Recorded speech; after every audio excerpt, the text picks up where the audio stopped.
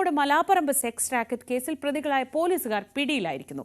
താമരശ്ശേരിയിൽ നിന്നാണ് senior CPO Shaijith, CPO Sanith എന്നിവർ പിടിയിലായത്. MS അനീഷ് കുമാർ വിവരങ്ങളുമായി. അനീഷ്, പോലീസ് സേനയ്ക്ക് മുഴുവൻ നാണക്കേടുണ്ടാക്കുന്ന ഞെട്ടിക്കുന്ന ഒരു വാർത്തയായിരുന്നു ഈ മലാപ്പറമ്പ് സെക്സ് റാക്കറ്റ് കേസ്. അതിലാണിപ്പോൾ ഈ പ്രതികളായ രണ്ട് പോലീസുകാർ പിടിയിലായിരിക്കുന്നത്. എന്തൊക്കെയാണ് വിവരങ്ങൾ? ശ്രീജ, തീർച്ചയായും ആകെ സമൂഹത്തെ തന്നെ ഞെട്ടിക്കുന്ന രീതിയിലുള്ള വിവരങ്ങളാണ് കഴിഞ്ഞ ദിവസം മലാപ്പറമ്പ് പെൺവാണിഭ കേസുമായി ബന്ധപ്പെട്ട് പുറത്തു വന്നിരുന്നത്. നേരത്തെ പെൺവാണിഭ കേന്ദ്രത്തിന്റെ നടത്തിപ്പുകാരെയും ചില ഇടപാടുകാരെയും അവിടെ ഉണ്ടായിരുന്ന സ്ത്രീകളടക്കമുള്ളവരെയുമാണ് പോലീസ് റെയ്ഡിൽ പിടികൂടിയത്. ഇതിനുശേഷം നടത്തിയ ചോദ്യം ചെയ്യലിലാണ് ജില്ലാ പോലീസ് ആസ്ഥാനത്ത് തന്നെ ഡ്രൈവർമാരായി ജോലി നോക്കിയിരുന്ന രണ്ട് പോലീസുകാർ CPO ഷൈജിത്തും ഒപ്പം ഷനിത്തുമാണ് ഈ പെൺവാണിഭ കേന്ദ്രത്തിന്റെ പ്രധാന ചുമതലക്കാർ എന്ന വിവരങ്ങൾ പുറത്തു വന്നത്.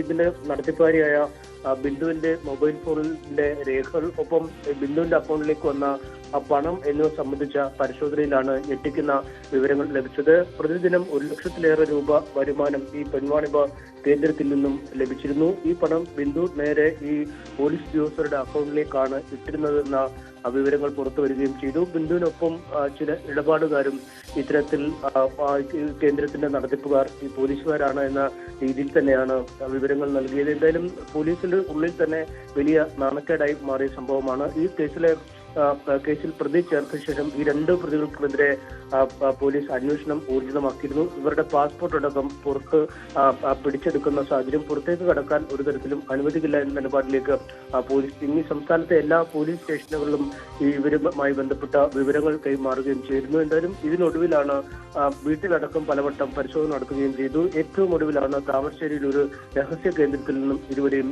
പോലീസ് പിടികൂടിയിരിക്കുന്നത്. എന്തായാലും ഈ കേസുമായി ബന്ധപ്പെട്ട വിശദമായ ചോദ്യം ചെയ്യൽ ഇനിയുണ്ടാവും.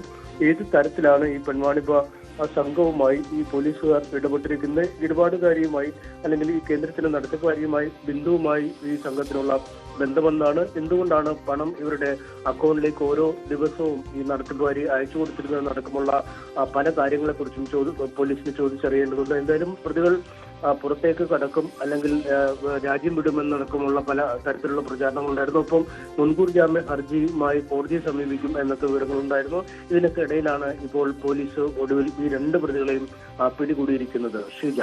ശരി, MS അനീഷ് കുമാറാണ് വിവരങ്ങൾ നൽകിയത്, കോഴിക്കോട്.